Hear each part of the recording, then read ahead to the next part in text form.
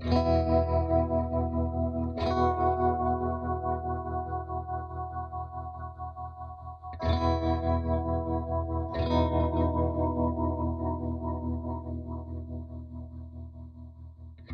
let me tell you a little bit about my story.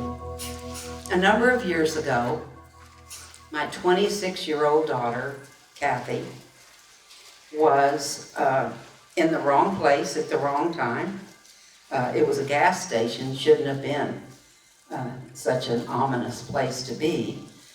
But from that gas station, she was abducted and raped and murdered by two 15-year-old boys. They went to prison. They went to two different prisons. They have mental health issues, both of them. The one who was actually the shooter died in the last couple of years in prison. I don't know if he died of natural causes or of an injury because of a fight with somebody. He was in trouble a lot, which is why he was still in prison. His sentence was lengthened. I never saw him and don't know much of anything about him except that he was paranoid schizophrenic. The other young man I met with, let me think now, about 16 years ago in a mediated dialogue through the state of Texas.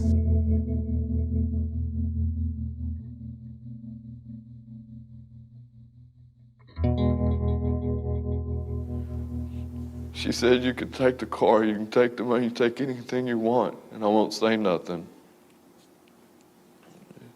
And then as Marvin pointed the gun towards the way, she said, I forgive you and God will too. And then she put her head down.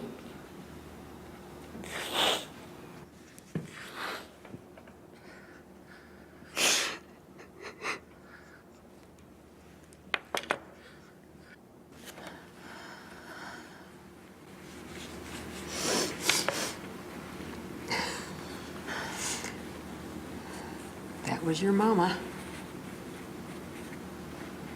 Down to the very last moment of her life.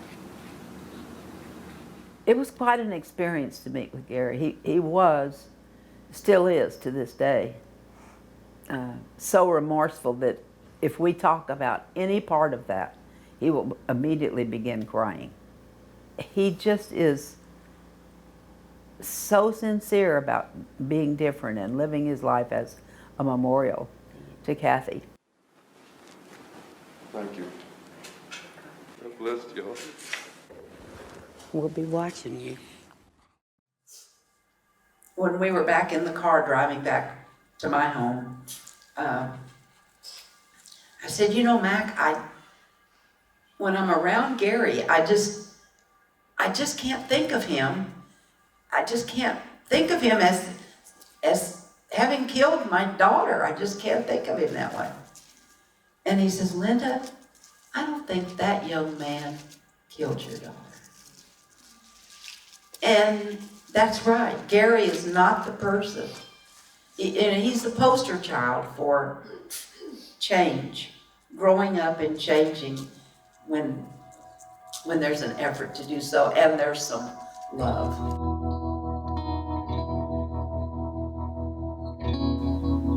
You know, I know so much more about juvenile crime and juveniles and than I did back then. I've read a tremendous amount through the auspices of a wonderful group of folks called the Campaign for Fair Sentencing of Youth, and they have really looked at the brain science. And I know from having raised 4 children and spending a lot of time with grandchildren as well, my next to the youngest grandchild just turned 18 this summer. And I can see that in him.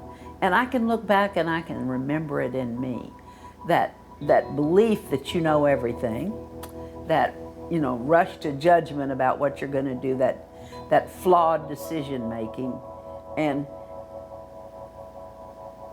that vulnerability to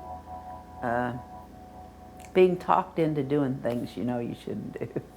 I can understand that better now, and you know, most of us don't make those kinds of rash decisions and impulsive ones that end up with someone dead. You know, we're not in that environment. But some of us do because of so many reasons. And absolutely people have to be held accountable for what they do, and that includes juveniles. But we've got to come up with ways that don't waste lives.